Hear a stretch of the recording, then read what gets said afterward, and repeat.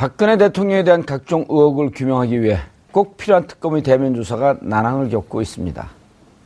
양측이 비공개로 합의했던 대면 조사 날짜가 공개된 데에 대통령 측의 반발이 거세기 때문인데요. 이 문제에 대해 전문가 모시고 말씀 나눠보도록 하겠습니다. 고재열 기자 모셨습니다. 네, 안녕하세요. 예, 시사인 기자죠? 네, 그렇습니다. 예, 저 작가들이 잘못 쓴 게 아니라 제가 잘못 썼습니다. 저는 박근혜 대통령처럼 남 탓하지 않습니다. 예. 그리고 조대진 변호사 오랜만에 자리하셨습니다. 안녕하십니까. 예. 변론은 하세요? 변론 열심히 하고 있습니다. 예. 아니 이거 패널 전문 변호사들이 요즘 많이 생기셨더라고. 저는 변론 전문 변호사. 예. 그 누구죠? 각하 짬뽕? 이정열 부장. 이정열 사무장. 예. 잘 계신가요? 제 방 바로 앞에서 근무를 하셔가지고 예. 제가 참 스트레스 많이 받으시겠어요? 존경하면서 근무를 하고 있습니다. 자, 그리고 최영일 평론가 나오셨습니다. 안녕하세요. 예. 고재열 기자님. 네. 9일날 하기로 양쪽에서 비공개로 하기로 합의했고, 네. SBS에서 단독 보도를 했어요. 예.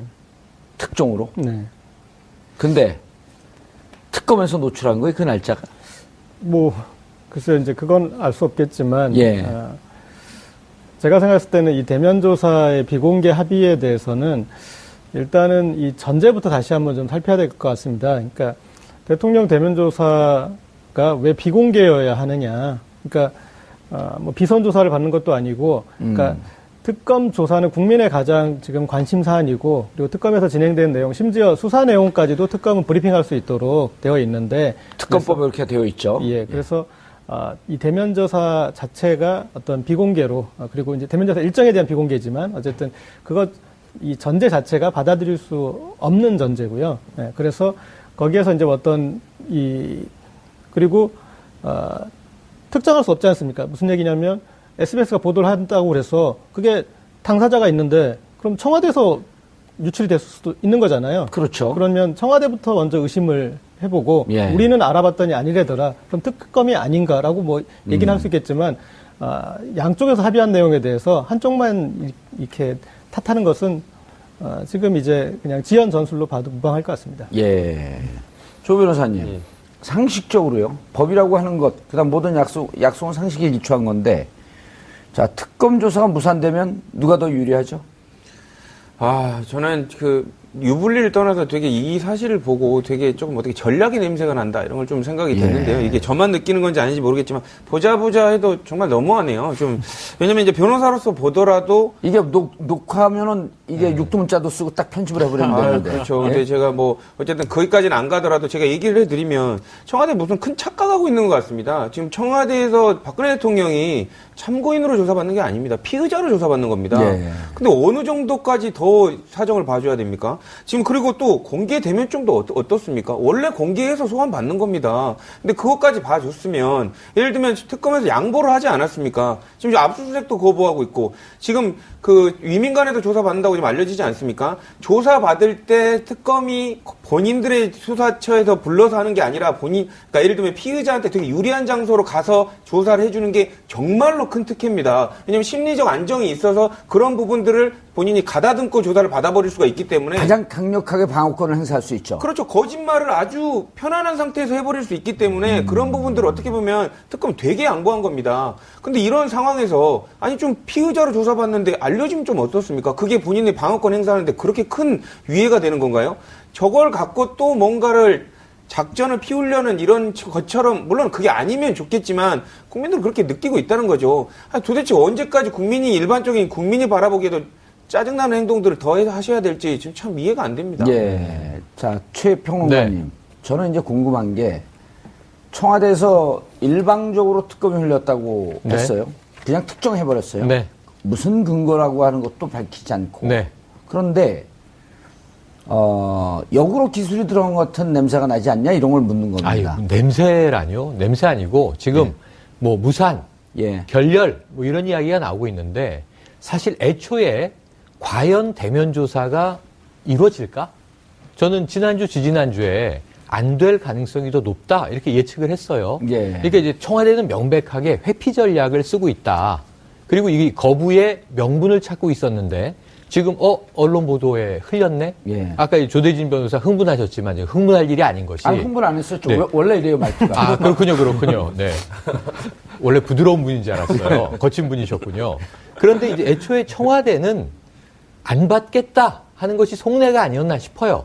지금 이전에 두 가지에 대해서 청와대가 불쾌감을 표했는데, 지난주에 압수수색 실패하지 않았습니까? 예. 이루어지지 않았죠? 그때 압수수색 영장을 가져갔는데, 청와대 압수수색의 필요성, 제1호 피의자가 박근혜 대통령이다. 이거 위헌적이다. 이렇게 얘기했어요. 대통령이 피의자가 위헌입니까? 왜 위헌적이라고 화를 냈을까요?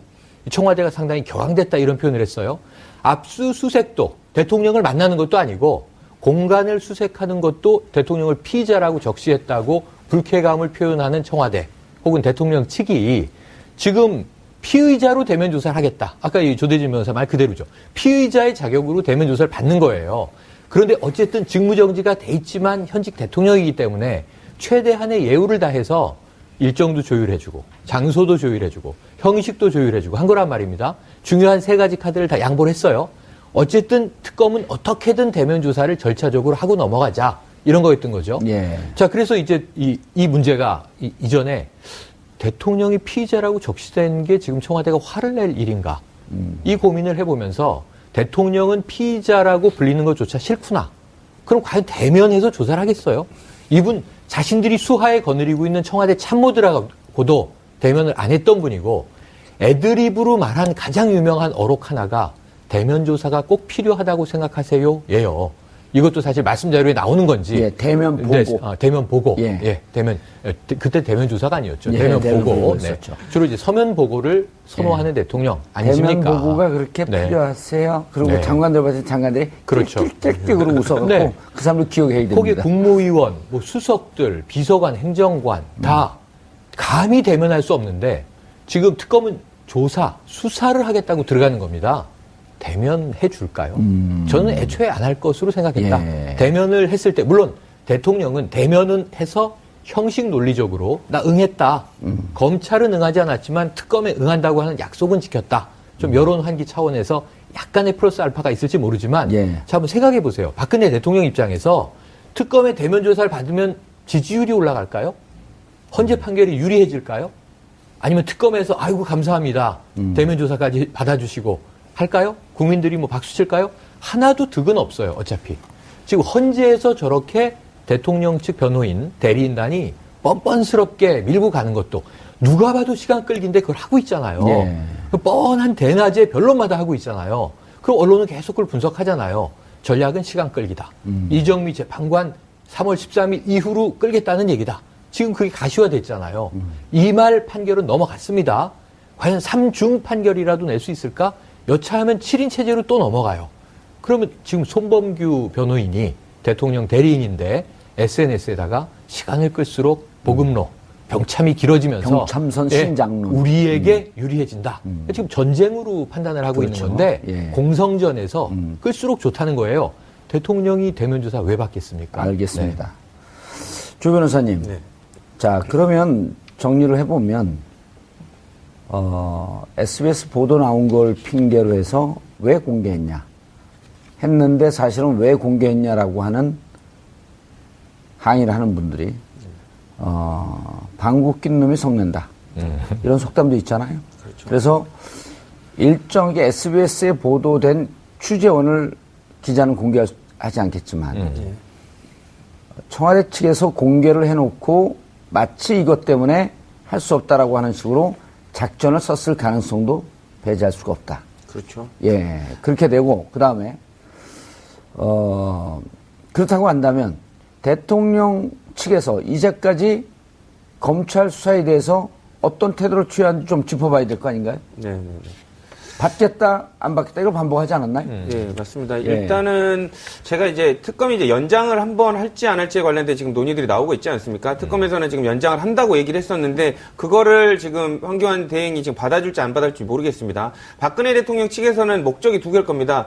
연장은 안 하는데 수사도 못하게 하는 거. 이게 두 가지 목적이 달성되면 최고의 시나리오입니다. 예. 근데 그렇게 하려면 만약에 대면 조사를 아예 안 받아버리면 아까 평론가님 얘기처럼 아예 안 받아버리면 특검 연장이 빌미가 될 수 있기 때문에 받긴 받을 겁니다. 받긴 받는데 그 연장 직전까지 좀 질질 끌다가 늦게 응해줌으로 인해서 그러니까 수사도 제대로 못하고 연장도 안 하는 그 시나리오를 선택할 가능성이 높거든요. 어쨌든 그런 걸로 보면 특검이 협조할 마음은 없지만 관련해서 마냥 거부를 하고 특검을 안 받게 됐을 경우에는 오히려 특검 기간이 늘어날 이유가 있기 때문에 그런 부분을 감안해서 조사를 받되 되게 이제 특검이 기한에 몰렸을 때 그때 받으려는 시도가 있지 않나라는 것도 좀 추측해 볼 수 있을 것 같습니다. 예. 자, 최평론가님, 네. 아까 이제 말씀하실 때 헌재 말씀도 하셨는데 지금 이게 보면은 결국은 3월 13일 전체적인 목표는 네.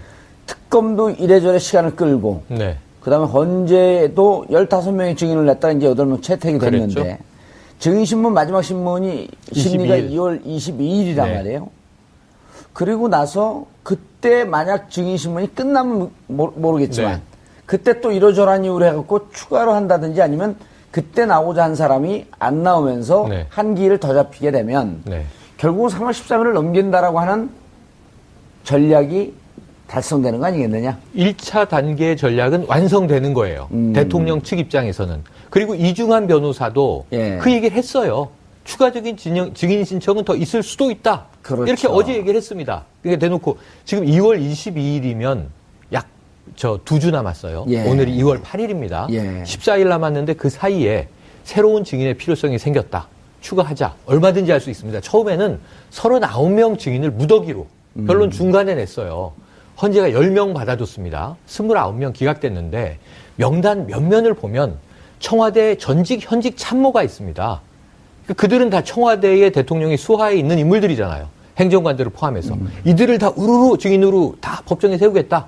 별 의미가 없는. 그렇죠. 자기들이 네. 언제든지 보고 언제든지 만날 수 있는 사람들. 또 무슨 이야기를 하라고 지시할 수도 있는 그런 사람들을 줄줄이 세워서 우선 시간을 최대한 채워보겠다라는 얘기잖아요. 그리고 이번에 15명을 냈는데 의미 있는 증인도 있어요. 예를 들면 이재용 삼성 부회장이라든가.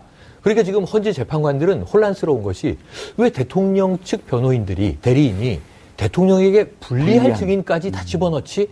어쨌든 일단 지금 양을 뒤로 끄는 겁니다.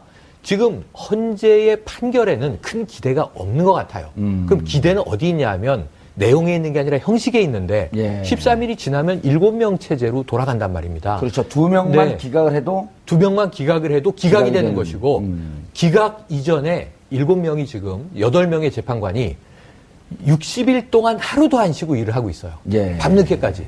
지금 제가 보기에는 헌재 재판관들은 상조해야 됩니다. 열심히 일하고 있어요. 변론도 아주 촘촘하게 잡고 있고. 그런데 사람이 기계가 아니잖아요. 이게 노동이잖아요, 일이. 결국 한 명이 탈이 나면 말이죠.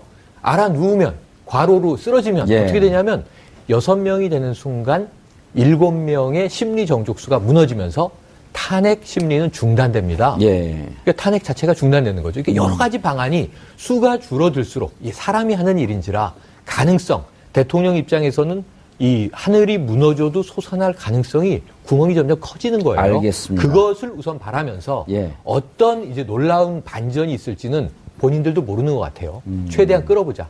예. 생존하는 게 목적이다. 지금 여기 1단계는 일단 완성이 됐죠. 알겠습니다. 자, 고 기자님. 네. 특검은 우린 노출시키지 않았다. 흘리지 않았다.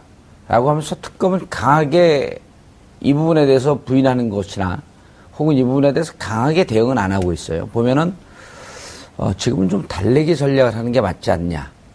그리고 이미 이제 여러 기사에서도 봤지만은 명절 전서부터 설 전서부터 그리고 설 이후에도 물밑 협상이 되고 있다라고 하는 정보가 나오고 있는데 어쨌든 청와대의 입장을 다 수용하는 쪽으로 해서 대면 조사라고 하는 형식을 좀 타고 넘어가려고 하는 모습을 좀 보였었거든요. 네. 이쯤 되면 이제 특검은 판단을 좀 해줘야 될 거 아니에요. 법원에도 시그널을 좀 보내야 되고 우리는 하려고 했는데 안 받고 있지 않냐. 네.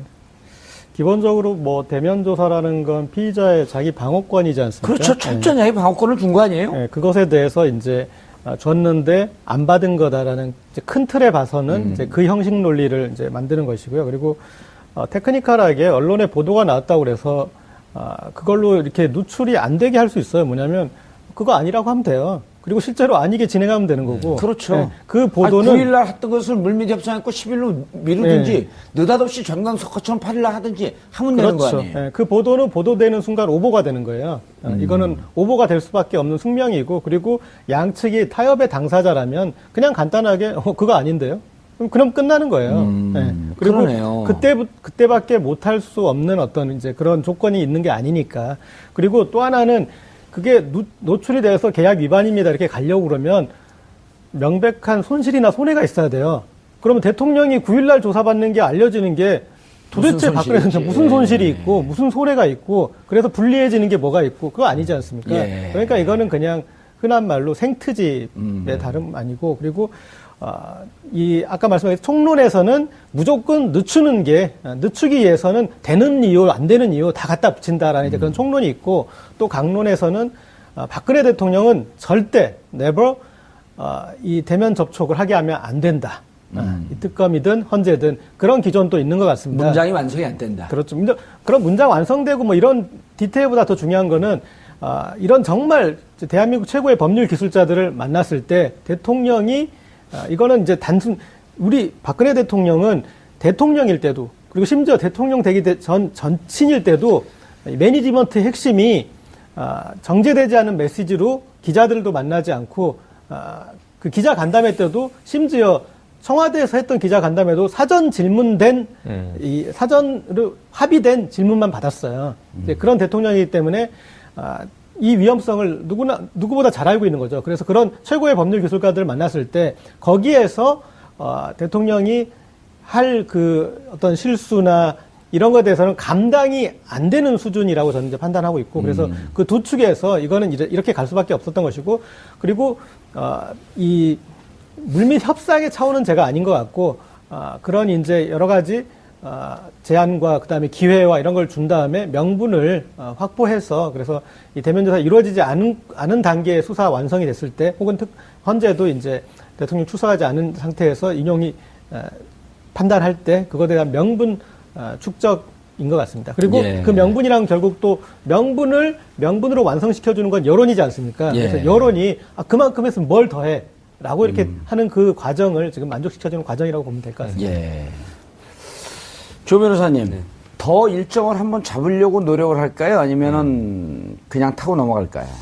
일단 뭐 그 알려진 바로는 뭐 차량이라든지 이제 뭐 그 대면 조사를 하려면 그 청와대로 들어오는 뭐 차량이라든지 인원이라든지 이런 부분에 대한 픽스가 이루어져야 되지 않습니까? 그런 부분들에 대한 변동이 아직까지는 없는 것으로 봐서 혹시 내일 이루어지지 않을까라는 예측을 하시는 분도 있습니다. 근데 하지만 아까 말씀 주셨다시피 박근혜 대통령 측이 뭐 탄핵 심판에서도 그렇고 관련된 뭐 이렇게 대면 조사에서도 그렇고 자꾸 다른 꼼수를 쓰는 듯한 모습이 보이기 때문에 예단하기는 힘듭니다. 예단하기는 힘든데 어쨌든 본인들의 큰 그림이 있다면 내일은 정상적으로 안 받을 가능성이 더 높아 보입니다. 가능성이 높고, 지금 우리 고재열 기자도 방금 말씀을 하셨지만 1차, 2차, 3차 담화만 꼼꼼히 뜯어봐도 이미 거기서 상당 부분을 자백했거든요. 그렇죠. 예, 그래서 대통령은 많은 말을 하면 할수록 부인으로 일관을 하겠지만 결국은 특검의 이제까지 오랜 자료를 축적해놓은 특검의 수사에 결국은 걸려들 것 같다라고 하는 이런 위험성도 있지 않을까요? 그러니까 이거를 일반적으로 그냥 대통령의 탄핵에 관련된 부분, 대통령에 관련된 부분이 아니라 또 일반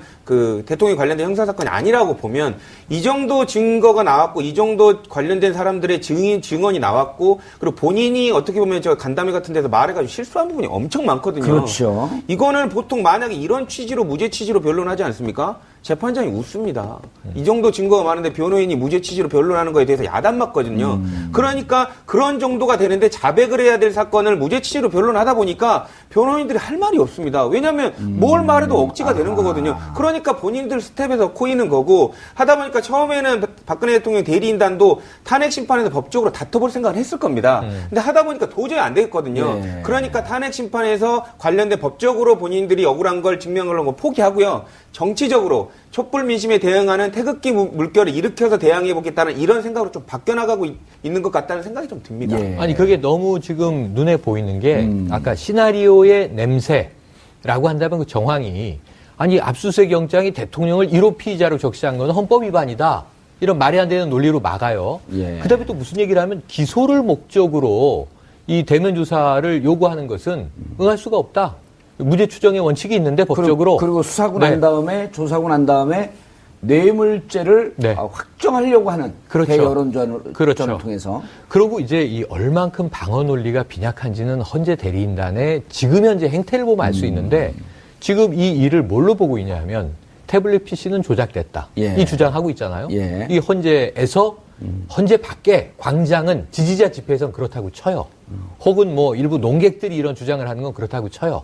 그런데 이게 헌법재판소의 변론 심리 내에서조차 태블릿 PC 조작이다. 그리고 네. 고영태를 불륜 고영태와 최순실이 이 내연 관계였는데 이 돈을 불륜에서 주지 않으니 네, 이거에 대한 앙심을 품고 오래전서부터 기획한 사건이다. 사건이다. 그리고 여기서 이 항상 우리가 좀 하나의 지표로 찍어볼 수 있는 게 최순실의 태도. 예. 자, 이 자백을 강요했다.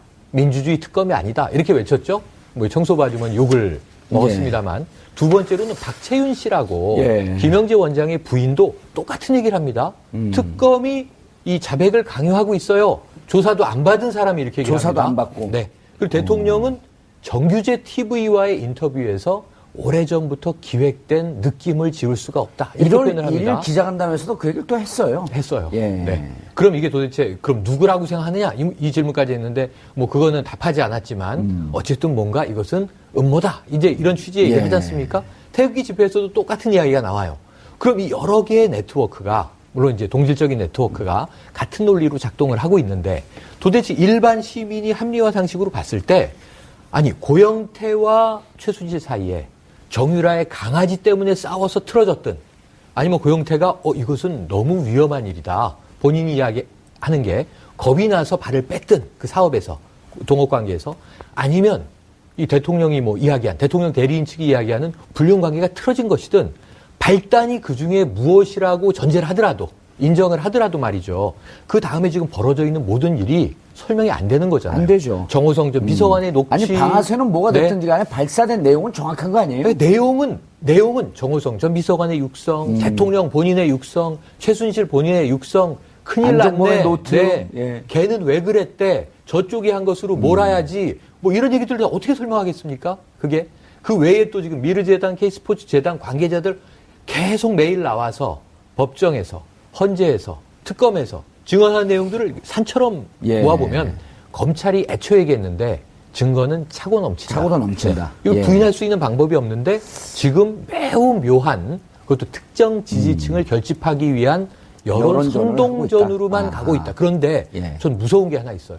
이 한국 사회에서 예. 뻔뻔스럽고 목소리가 큰 사람이 이기는 경우가 있더란 말이죠. 이제까지 그랬죠. 네네. 예. 그 악과 깡과 그냥 도구로 밀어붙이면 지금 이 보세요. 촛불이 이미 희미해졌다. 이제 태극기 집회가 더 세졌다. 대통령은 지금 2배 이상 크다면서요. 뭐 이미 이거 밀어붙이면 되겠네. 지금 이 발상이거든요. 예. 그럼 여기서 특검과 국민 또는 언론, 올바른 언론이 우왕좌왕해서는 안 되는 알겠습니다. 국면이다. 이렇게 보여집니다. 예. 조 변호사님, 이제 제가 이제 대통령이 대면 조사 받으면 좀 위험할 것이다. 저는 이제 개인적으로 보는 게 어제 11차 심리에서 전 K스포츠 사무총장이었던 정현식 사무총장이 한 얘기가 잘 이해가 안 되고 제가 오늘 여러 변호사들한테 아침에 통화를 하면서 여쭤봤더니 어제 정현식 총장이 이런 얘기를 했단 말이에요. 실질적으로 K스포츠 재단 누가 책임자 같냐? 그랬더니 최순실과 안종범입니다. 그거에 대한 설명을 해요. 그리고 그 위에는 누가 있는 것 같냐? 그랬더니 결국 최종적으로는 대통령이 위에 있는 것 같습니다. 라는 논조의 얘기를 했는데 사실은 대통령이 여기에 대해서 인정을 했단 말이에요. K스포츠 재단하고 미르재단은 좋은 뜻으로 내가 설립하라 그랬다. 그러니까 이게 어느 지역의 한 경찰서장이 지역 유지들 모아놓고 자 여러분 좋은 뜻으로 내가 이 단체 하나 만들었으니 여기다 돈 주십시오. 예, 그리고 이걸 직접 할 사람은 A라고 하는 사람 지역의 유지이고 진짜 실무자는 배우의 최순실이라는 사람이 뒤에 있는데 여기다 돈 주십시오. 하는 순간 이거는 그렇죠. 완전히 내용으로 빼도 박도 할 수 없다는 게 어제 나왔다는 거예요. 근데 대통령이 계속 K미르재단, K스포츠재단 내가 설립하라 그랬습니다. 좋은 뜻으로. 이걸 인정해버렸거든요. 그렇죠. 그러니까 그렇기 때문에 신년 기자 뭐 간담회 이렇게 예. 얘기할 때 신년 기자회 할 때 제가 만약에 박근혜 대통령 대리인단이었으면 절대 못하게 합니다. 거기에 그냥 국민들은 그냥 뭐 본인의 대통령의 소회를 말한 것처럼 느끼지만 안에 자백으로서의 성격을 가진 워딩들이 되게 많습니다. 근데 뇌물죄로 그건 자백을 해버린 거 아니에요. 그래서 그런 취지를 알고 있기 때문에 지금 소추위원단이 그거를 뽑아가지고 국회 그 탄핵심판 재판부에 냈거든요. 예. 봐라, 박근혜 대통령도 인정을 하는 부분이다. 어허. 박근혜 대통령은 본인은 그렇게 생각하는 것 같아요. 나는 억울하다는 생각을 갖고 있는데 사실상 본인이 억울한 거하고 법에 저촉대한 거는 상관없습니다. 지금 교도소에 계신 분들 다 본인은 억울하다고 생각하는 분들 되게 많거든요. 그럼요. 법은 저촉되면 처벌을 받는 거고 자기의 주관적인 억울함과는 상관이 없습니다. 근데 본인은 그걸 억울하다고 생각하시는데 만약에 박근혜 대통령의 편을 들어주자면 지금 교도소에 계신 분들 다 풀어줘야 됩니다.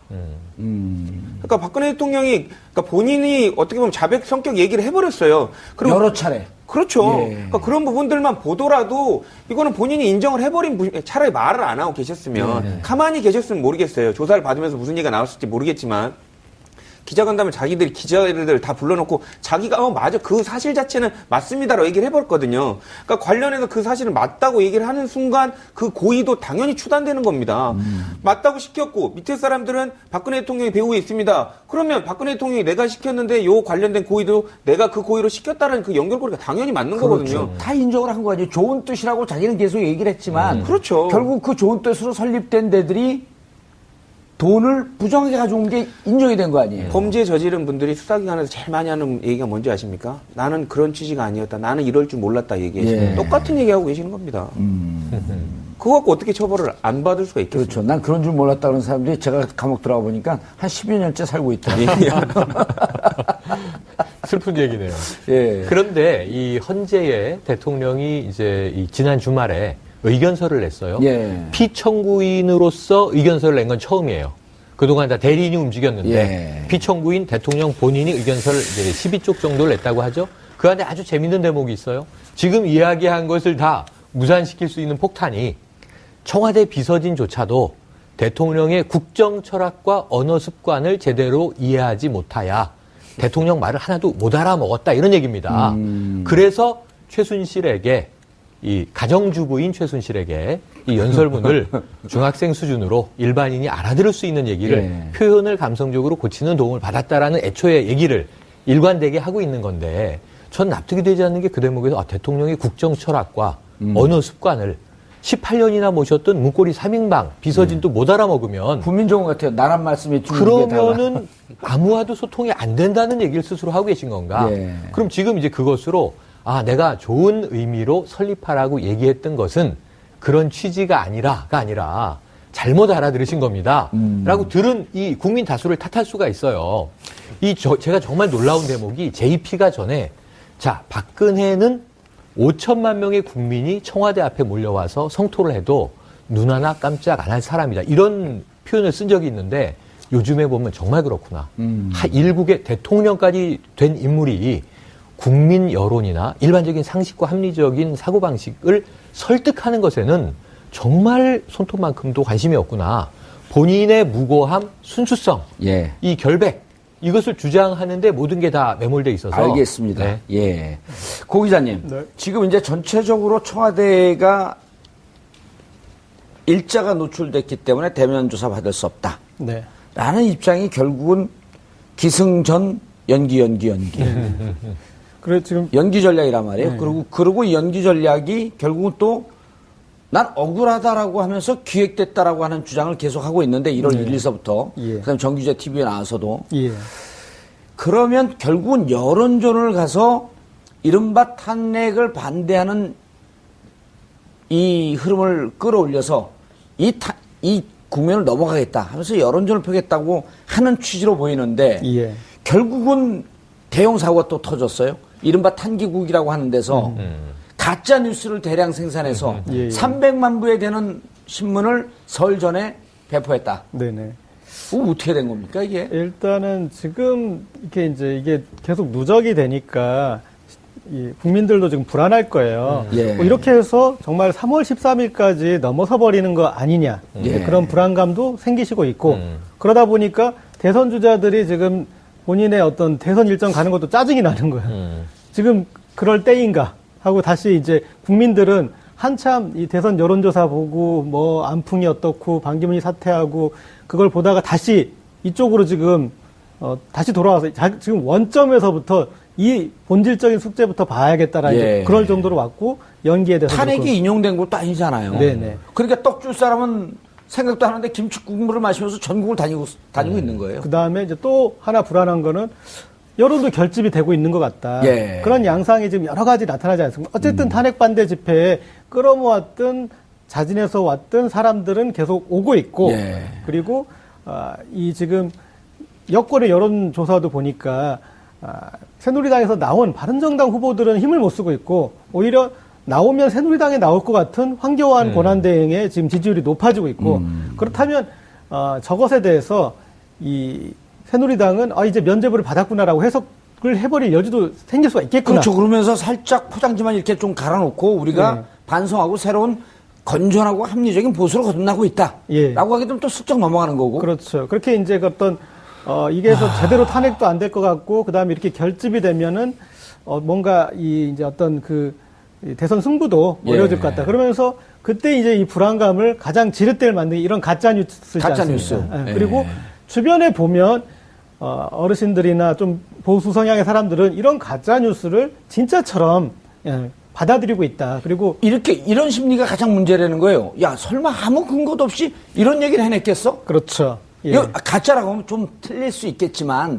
그러나 전혀 아니땐 굴뚝에 연기가 연기라겠니? 날까. 그리고 이게 불과 1, 2주 전까지만 해도 이런 가짜 뉴스의 형태가 아니라 그냥 찌라시에서 뭐 카톡방이나 예. 그런 이제 밴드에서 이렇게 같이 넘겨보는 뭐 그런 수준이었는데 이게 성형 수술을 한 겁니다, 지금. 뉴스처럼. 예, 어떤 합성이든 어떤 그런 어떤 포맷에. 예. 그러니까 그래서 이제 뉴스 톡톡 형태로. 깎고 코드 세우고. 넣어서 이제 그렇다면 이건 이제 범죄 영역으로 온 거죠. 물론 이제 찌라시로 도는 것도 그러나 그것은 이제 뭐냐게 특정인의 어떤 명예를 훼손하지 않는다면 그냥 뭐 가짜 어떤 그냥 헛소리일 뿐이었는데 그것이 이제 이 뉴스의 형태를 띠면서 이제 어떤 범죄 영역으로 들어온 것이기 때문에 신문의 형태를 띄었잖아요. 신문. 예. 그래서 이것에 대해서는 좀 집중적으로 논의해야 되겠고 여기 좀 더 제가 총론적으로 하나 예. 말씀드리면 자 박근혜 대통령 최순실 이 게이트는 국정농단이었어요. 국가 시스템을 농락한 거였는데 그렇기 때문에 국민들은 국가 시스템에 불신이 생겼어요. 그런데 안타까운 것은 그래서 그 국가를 믿지 못하는 심리를 이런 지금 가짜 뉴스가 이용하고 있는 거죠. 네, 그러니까 공식적으로 공적으로 나오는 것을 믿지 못하니까 믿겠다. 뒷얘기가 이런 사정이 이런 일들이 있다라는 것을 어떤 이제 전제로 하고 있는데 그 심리를 예. 지금 이용해서 가짜 뉴스가 또 기승을 부리고 있는 거죠. 예. 그러니까 1차적으로 대통령이 오래전부터 기획된 것으로 느껴진다. 이 추정, 음모론이 예. 작게는 뭐 고영태라든가 그 이제 친구들 함께 일했던 동료들이 뭐 2, 3년 전부터 영상을 찍고 뭐 연설문을 봤다 폭로하고 이렇게 보지만 그 이후에 청와대가 대통령이 이야기한 음모론의 주체를 그냥 이제 그 고영태류로 보는 것이 아닌 것이 확인된 게 정규재 인터뷰에서 제도권 언론과 검찰까지도 예. 대통령은 적으로 본단 말이에요. 그러니까 지금 제도권 언론 무슨 TV를 틀면 주파수를 통해서 방송이 나오고 라디오에서 나오고 신문 발행 부수가 어느 정도 되는 제도권 언론들을 과거에는 좀 보수적이다라고 비판하고 있었는데 대통령이 역으로 비토를 하는 겁니다. 그러면서 말씀하신 대로 태극기 집회에서 300만 장의 호해라고 하는 신문의 형식을 띤 가짜 뉴스가 찍혀 나와서 예. 어르신들을 중심으로 이렇게 뿌려져 나가면 300만 부가 다 이렇게 누군가 손에 들려 나갔을 때는 이게 10명씩에게만 카톡으로 찍어서 보내도 SNS에 올려도 3천만 명이 보는 거거든요. 그렇죠. 그럼 그중에 우리가 낚인다, 피싱이라는 말을 쓰는데 한 소수만 낚여도 몇만 명, 몇십만 명은 그것을 또 사실하고 믿는 거예요. 그렇죠. 제가 가장 무서운 건 뭐냐면 대통령 지지율이 탄핵 직전에 4, 5%로 떨어졌잖아요. 그럼 우리나라 인구에서 이 퍼센트로 보면 250만 명은 무슨 짓을 해도 박근혜 대통령을 지지하는 사람들이 있구나. 그런데 지금 황교안 이 권한대행의 지지율, 새누리당의 지지율 이게 한 10%대로 올라간 것 같아요. 그렇죠. 12, 3%, 네. 10% 중반대로 가고 그러면 있어요. 5천만 명 중에서 한 500만 명 이상이 박근혜 대통령이 함정에 빠졌다라고 믿는다면 이 사람들이 결집하면 그 임팩트는 만만치 않다는 거예요. 한 예. 사회에서. 과거에 우리나라는 왜 이렇게 진보 정치가 안 되냐? 지금 정의당 또는 뭐 과거에 이제 해산됐습니다만 이번 정부에서 통합진보당 등등 봤을 때 10만 당원이라고 불렀다고요. 그 진보의 예. 집단을. 당원이 10만 명, 진성당원. 그런데도 뭔가 이제 이 정당 활동을 해왔어요. 그럼 이게 박정희 시절부터 18년의 독재, 그리고 그 이후 반공 이데올로기에 의해서 반평생 신념화됐던 사람이 예. 대한민국 사회 500만 명 이상은 우리와 더불어 살고 있다면 이들이 결집해서 움직이면 굉장히 위험한 위험하다. 역현상이 초래될 수도 있다. 이게 걱정되는 대목입니다. 알겠습니다. 조 변호사님. 이제 왜 대통령이 이럴 일을 간담회를 자청해서 그때가 이제 사실은 어찌 보면 반격의 신호탄을 쏜 건데요. 그렇죠. 그때 우리가 들어올 땐 정말 허무맹랑한 소리였었는데 이후에 기자협회보나 이런데 그 TV조선 이진동 기자가 인터뷰하고 이런 걸 보면 2014년 말서부터 고영태한테 제보가 들어갔고 1년 반, 2년 동안을 추적했다는 거거든요. 그렇죠. 처음에는 그 실태를 몰랐던 것 같아요.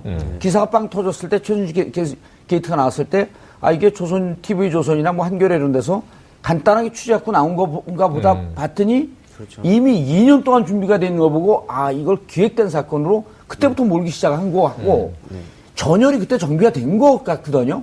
그리고 이제는 본격적인 전면전으로 나오고 있는 것 같은데 가짜 뉴스 앞서고 이제 중요한 건 뭐냐면 이승철 부회장도 그 정경련 부회장도 얘기했지만 관제 데모 얘기를 했어요. 그렇죠. 그 관제 데모의 대부분의 돈은 삼성으로부터 나간 것 같다. 그렇죠. 4대 기업. 예. 대기업으로부터 나왔고 이 같은 관제 데모를 지시한 것이 청와대로부터 지시를 받아서 이렇게 돈을 모았고 이렇게 분배된 거 아니냐라는 의혹이 나오고 있는데요. 사실상 이승철 정경련 부회장도 이렇게 조사를 받으면서 그렇게 했습니다. 이제 돈을 모으는 입장에서는 누가 지시를 했고 또 어떤 게 누가 주된 그 역할을 하는지 알지 않습니까? 본능적으로도 예. 느끼고 그렇기 때문에 이건 청와대가 관련된 부분 본인들이 어떻게 역할을 주기 위해서 이런 보수단체 말이 보수단체지 극우단체를 위주로 지금 지원이 됐거든요. 그렇죠. 근데 그 금액도 한두 푼이 아니라 70억에 해당되는 그렇죠. 금액을 70, 줬기 80억 이라고 하는 때문에 얘기가 나오는 문제는 거죠. 청와대는 그런 금액을 모을 때 청와대는 당연히 알았겠지만 문제는 관련된 기업들도 당연히 알았을 가능성이 높죠. 내가 내는 금액들이 어떻게 활용될 거라는 걸 알고 주는 게 뺏기는 게 아니니까요. 그러니까 그런 걸 명목을 당연히 알았을 것이기 때문에 이런 기업들도 당연히 조사를 해야 될 필요가 반드시 있다고 봅니다. 예. 그러니까 그리고 이게, 네. 일단 그 관제 데모에 그렇게 했으면 지금 이제 300만 부 만든 게 아주 보수적으로 계산해도 2억쯤은 들어갔을 텐데 그 돈 도대체 어디서 나왔냐. 근데 이제 중요한 건 이게 이제 하나의 문서화되어 있으면 출판물에 의한 허위사실 유포, 또 출판물에 의한 명예훼손, 예를 들어 그 명예훼손 분명히 있을 거 아니에요? 그렇죠. 그거를 대응해야 되는 거 아닌가요? 그러니까 그 부분은 분명히 법률적으로 조촉이 되고요. 제가 이제 이거 아까 말씀드린 대로 뭐 소규모 언론제 단체들도 300만 부 찍을 수 있는 거 아니야? 이렇게 항변하실 분도 있을 수 있습니다. 근데 소규모로 이제 허위 명예훼손을 했던 저희들이 손해배상 청구를 했던 제가 저기 여러 번 있는데 그 업체들이 몇백만 원 벌금도 못 낼 정도로 힘듭니다. 근데 이런 업체들이 아무리 모였다고 하더라도 한 가지 목적을 위해 300만 부를 찍었다? 그건 좀 이해가 안 되고요. 어쨌든 관련해서 소송이 걸리게 되거나 민사소송이나 형사 관련돼서 이제 처벌을 받게 되면 이런 부분들까지 어떻게 보면 조금 협조를 받지 않을까라는 그런 개인적인 의구심도 좀 생겼던 부분입니다. 예. 나중에 이제 소송이 걸려도 그 뒷배를 봐줄 테니까 마음 놓고 해라. 그렇지 않으면 그렇게 적극적으로 할 수 있을까요? 그냥 개인적인 의혹이고 이런 부분들을 변호사들이 변호하면서 이렇게 작은 단체가 이렇게까지 적극적인 이유가 있을까라고 예. 의구심을 갖는 적이 있었습니다. 알겠습니다. 대통령의 대면 조사가 거의 무산되는 듯한 모습이 결국은 청와대가 이 상황에 시간을 끌기 위한 그러한 작전이 들어간 것 아닌가 하는 이런 의혹의 눈초리가 가장 깊게 나오고 있습니다. 한 발 더 깊이 들어가는 시사분석. 여러분은 지금 생방송으로 진행하는 정봉주 품격시대와 함께하고 계십니다.